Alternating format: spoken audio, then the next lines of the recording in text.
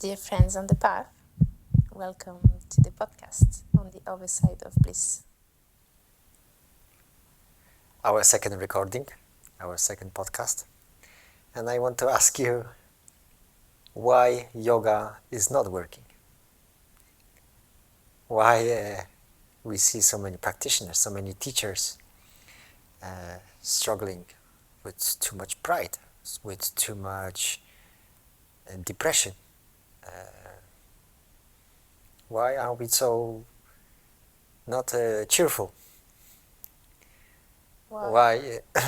Or that's a good side that there are many other practices, many other psychotherapy are being developed, but as if people, it's not enough for them, and they are constantly chasing something. Or it's even, this yoga world sometimes seems to be less okay than the non-yoga world. I'm not sure if I'm putting the question the right way. Why is yoga not working, basically? Okay, so one question at a time. In fact, so that was the surprise question, huh? You didn't want to ask me. Yes, I think the But wisdom comes from when you are speaking with your depth.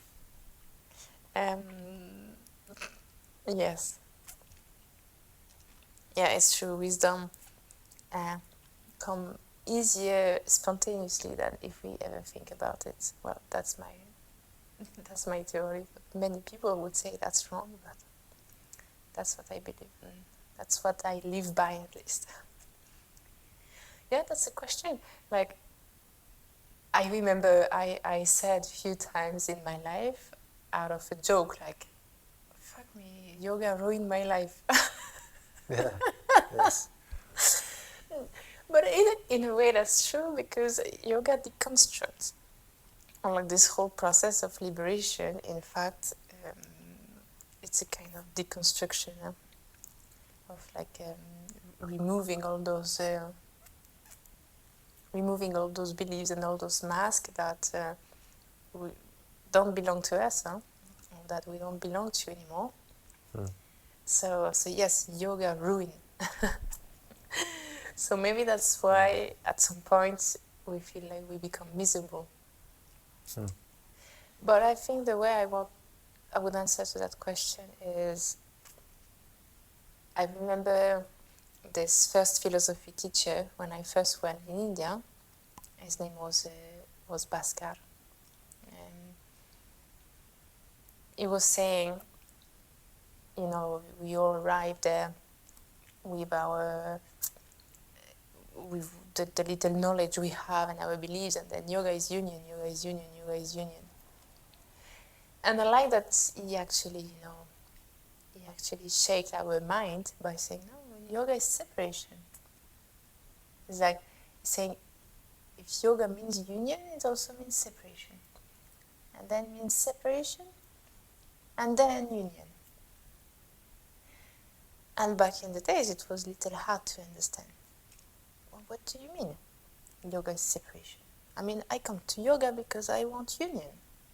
I want to feel, I want that union, and I want to feel one, and I want to feel good, and I don't want to feel split, and I don't want to feel that paradox inside of me.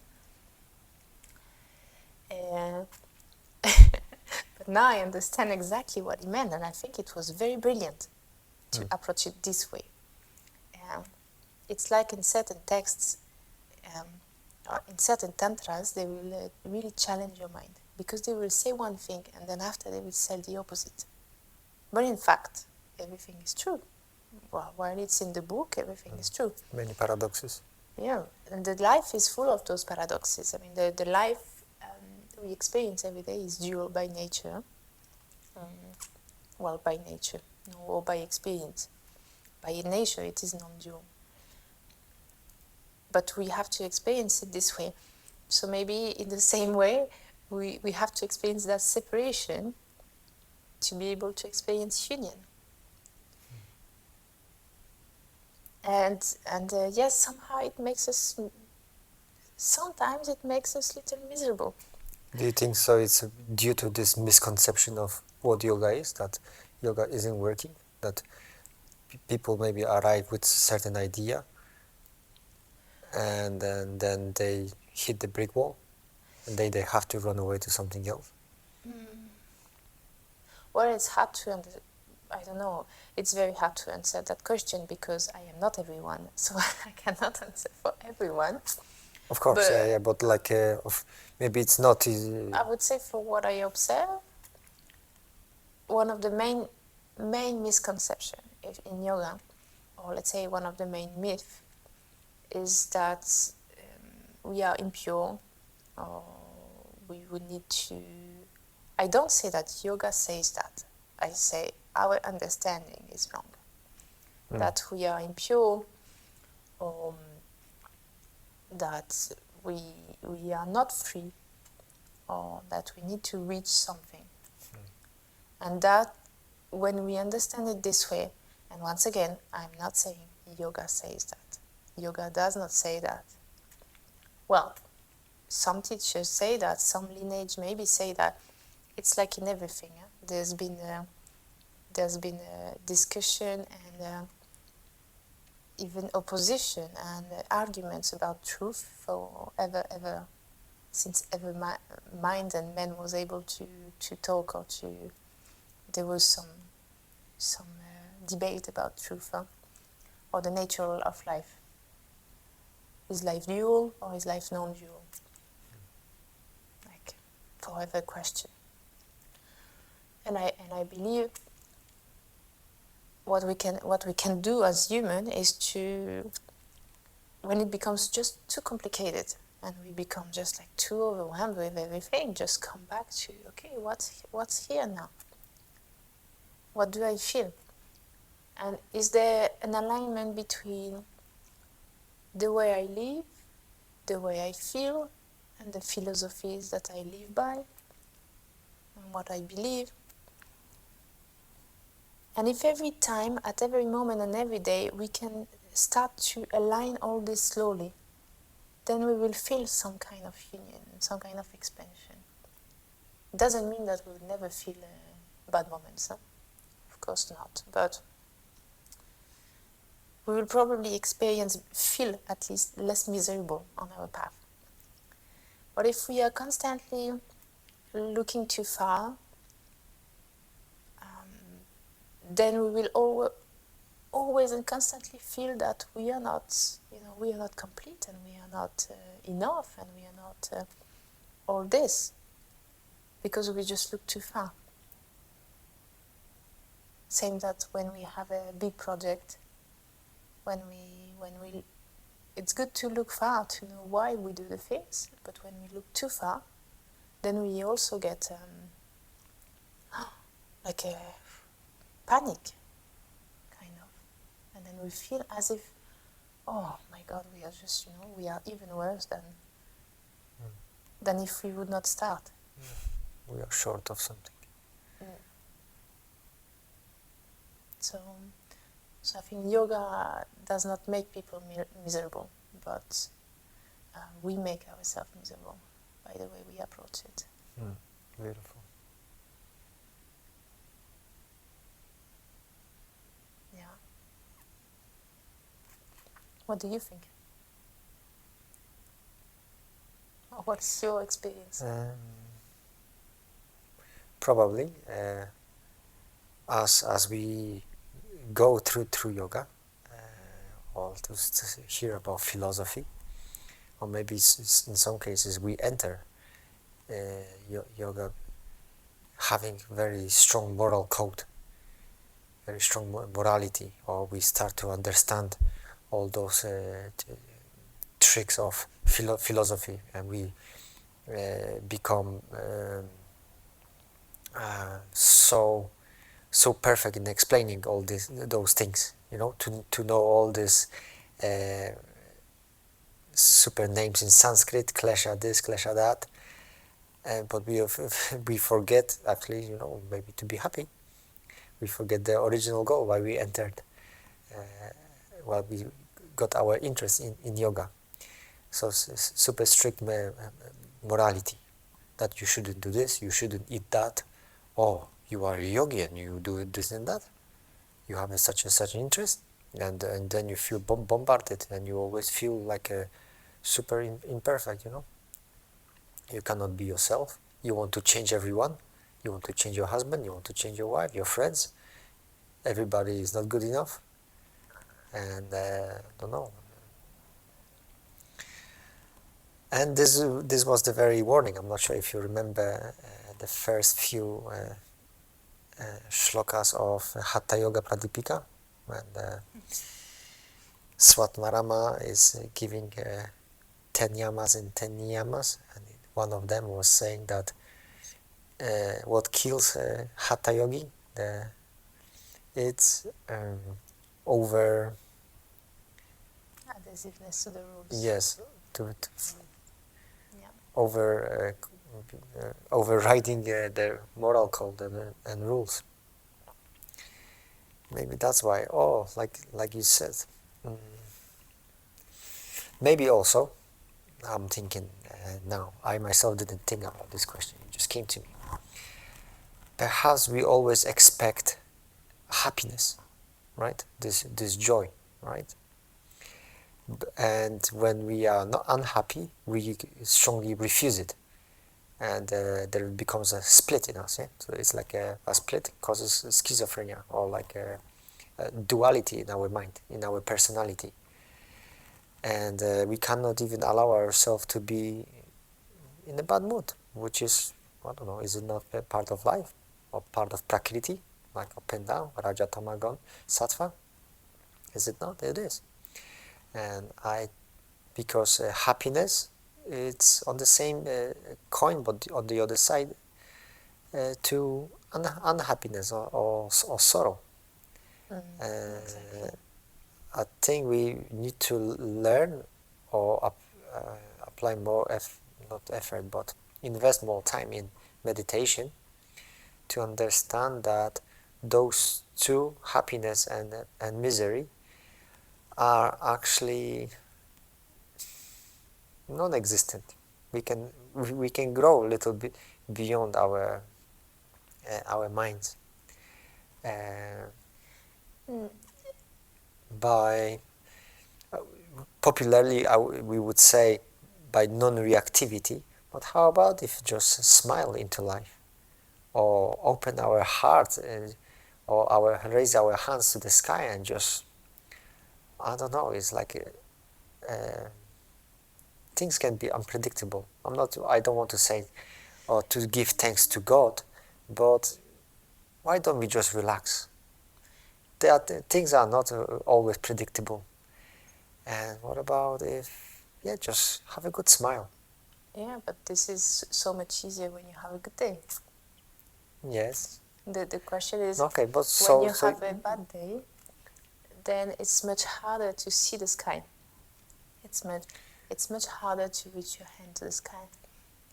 Because it's not bad to have a good and bad mood, and they are definitely the same size, the two sides of the same coin. But it's how to say that the problem is that we identify with the side of the coin, with one or the other, and we forget that we are actually the material that make the coin. And the coin itself, and the coin can just split, can just turn one side and the other, and it can go quick, or it can stay 2 days, or it can stay just 2 hours, it can stay 2 minutes. But often the way we identify ourselves is the problem. What do I identify myself with?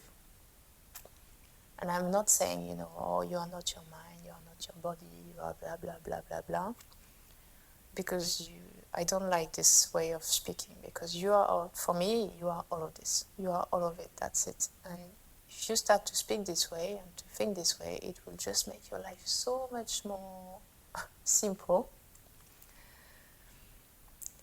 Because if you eat your food on the table when you wake up, then you will have a pain in your foot. So yes, in that moment you are your foot. But if you remember that, oh, you already had this experience, and that's fine, and the pain goes away.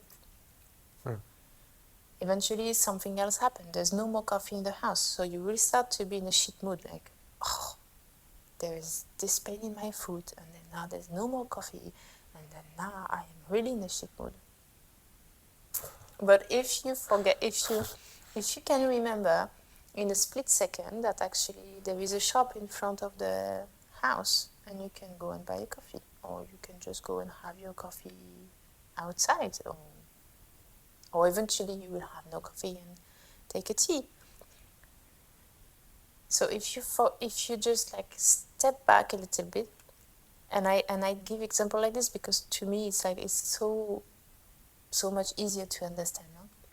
That in life situation, if you just step up a little or step back a little bit and look at the situation, then you can de-identify yourself with the very problem, and then you just realize that okay, things are okay, and then you can go out of your house and look at the sky. Maybe you will not have a big smile, maybe, and then eventually you will see a bird, and then you will have a big sky and you will be able to reach your hand to the sky. I think it's in staying open and flexible. It's also you said, oh, it's easy to remember those clever things when you are in the good mood, but also yes. It is the bad mood that brings you to philosophies, right? And it's on the bad day that you listen to talks of Eckhart Tolle, Osho, etc., or whatever of any of your choice.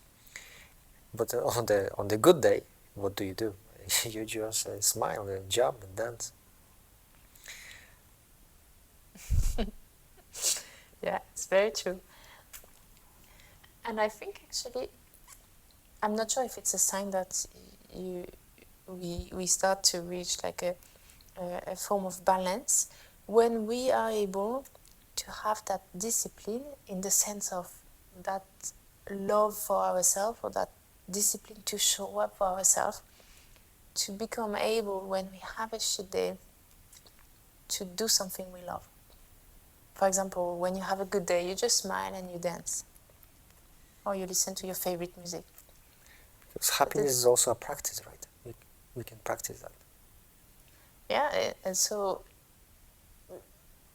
if you can on a shit day just put on your favorite music and that just like relax yourself to the music, to the moment that you can dance and see what happens. And if you can on the good days sometimes listen to talks like this,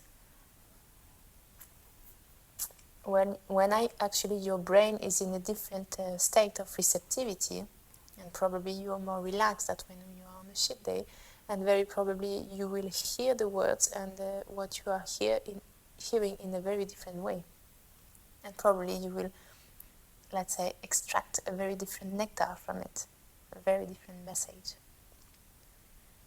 Yes.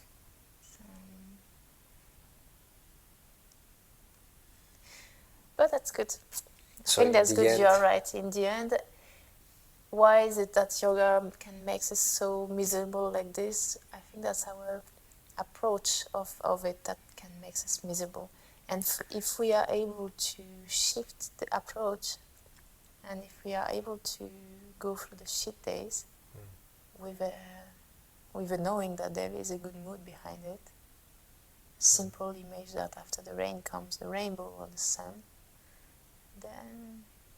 then everything will be fine, because there will always be a rainy day.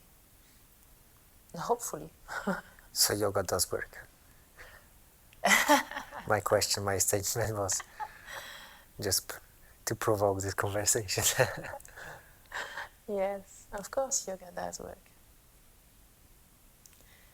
I say sometimes like to really for joke, like yoga ruined my life. But in fact, if I look at the person I am now and 10 years ago, I just love myself more now. I think I am closer to myself. So in that sense, at least from my experience, I can say yoga works. far from perfect, but more ourselves. I don't think we go for perfection, right? Yeah, There isn't such word. the myth is over. Thank you very much.